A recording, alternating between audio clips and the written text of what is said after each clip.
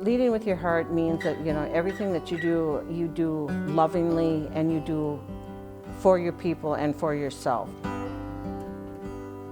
To me, I guess at this point, it's taken me this long to kind of know and feel comfortable with my ancestry being of multiple backgrounds, including Sami, Nordic, and North American Indigenous. So just showing up, being authentic, being myself, and wearing some traditional clothing that I've made to honor my Sami ancestry and my North American Indigenous ancestry. Ojibwe, Sami, and Nordic artisans have always decorated domestic objects and ceremonial clothing with sacred patterns. Traditional Arctic designs, woodland and garden flowers, vines, leaves, and berries symbolize a spiritual relationship with nature.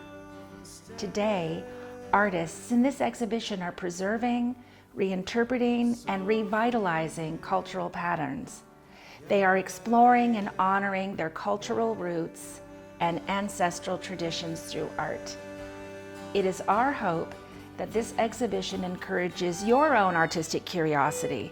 We aim to lead by our hearts, to promote inclusiveness, artistic creativity, and a greater understanding of our shared humanity.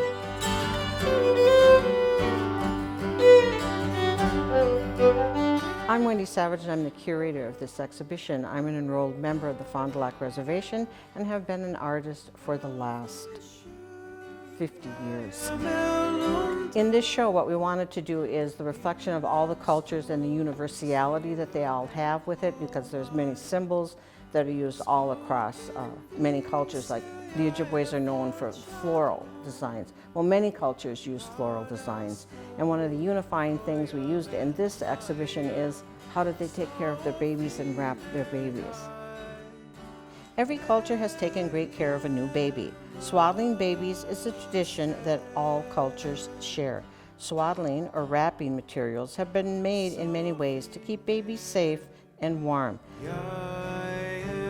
From time immemorial, a new baby became the center of the family. Great care was taken to keep the baby safe and strong. Swaddling was one of the first important steps done for the baby. Most cultures used materials that they had on hand to create and design beautiful and precious baby bags. Today, there's a resurgence of creating beautiful baby bags and carriers. Tradition is kept alive, and contemporary inspirations are added to create beautiful bags to welcome the new baby. Respect and love of a baby and culture is reflected by new creations. And one of the most interesting things I found out in the research is with the moss bag, the reason it's called the moss bag in Ojibwe culture is because of the moss that they would put inside the bags, which was actually their diaper material. Searching the Sami people that have a lot of the same geographical things that they have, they also used sphagnum moss. Babies were one of the most important part of the family and the most precious part of every family. So textiles and beadwork and designs and symbols were used to keep those babies safe and warm.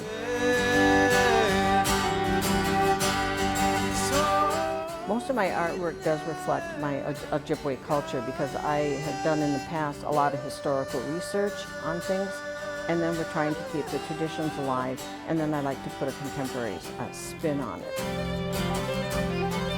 These are contemporary moss bags that I've made within the last couple of years. I did this one this winter specifically for this exhibition.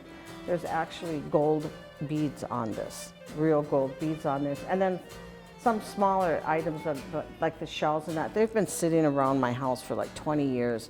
50 years ago is when I got my first moss bag, but this one I created in a workshop, and my great niece, I gave this to her because that's what she was put in, and we have pictures of her actually in this moss bag in a cradle board.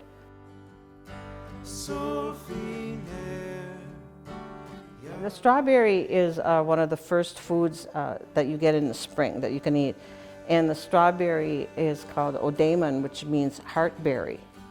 And so it's a very important food, and you'll see a strawberry beaded on many beadwork designs. So it's very universal to the Ojibwe, but what I find interesting is it's also on Scandinavian designed trim. And of course I'd put on to put this for the heart, because you're wrapping the baby and you want the baby completely surrounded by love.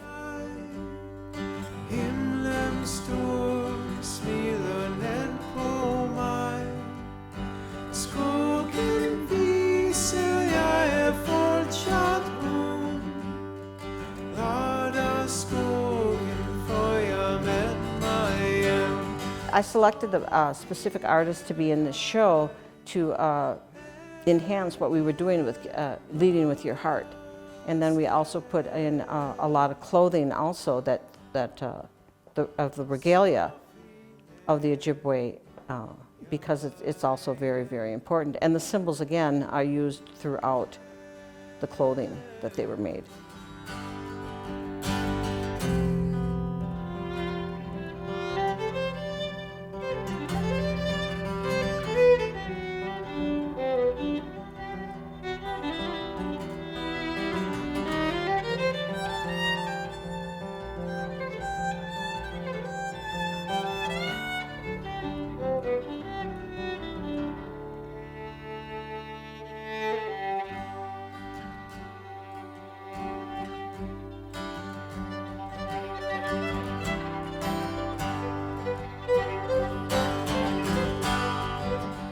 You know, the 8-pointed star was protection, that it was believed if you repeat patterns, it has more power. And so the more patterns you put, the more protection you have. This is my nephew, Sky, wearing a gakti, a Sami gakti. Scholars in Norway have been talking about if you repeat a powerful symbol enough times, it increases the power. And you see here in the bell pull, many repeated designs. So it's about cultural symbolism.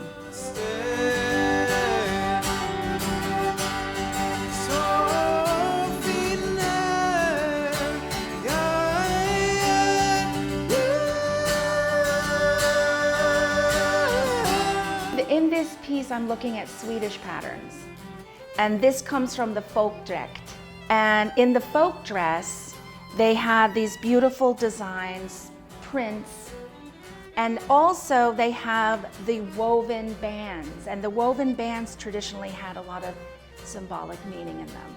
So I've added the woven bands from the Dalarna region with the katun, or the printed fabric, all around this central motif of the solja, the folkdräkt, silver.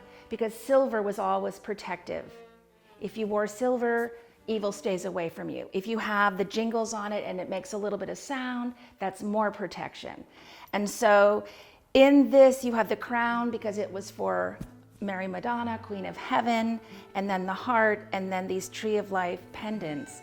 So this is found throughout Scandinavia, and this particular piece is from Sweden. In a way, I'm retracing some of the original meanings, and I'm bringing them into a contemporary context by studying them, composing, layering the color, and presenting this almost like an icon. She loves the water. This comes from crisp bread wrappers. So I'm looking at domestic artifacts. I'm looking at textiles from Skåne. My heritage was from Skåne and Dalarna in Sweden.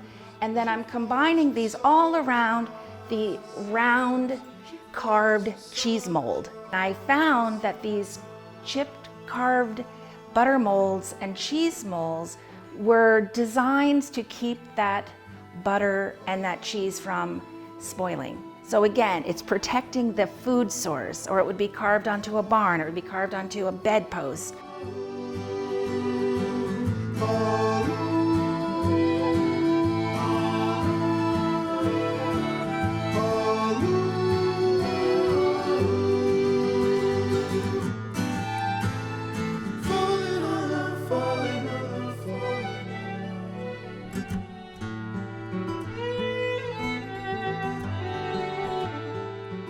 My name is Karen Helio Weaver, and I'm the subject of Alison Aune's painting here. So it's got some traditional Sami objects and petroglyphs kind of depicted in the side pieces and in my tattoos.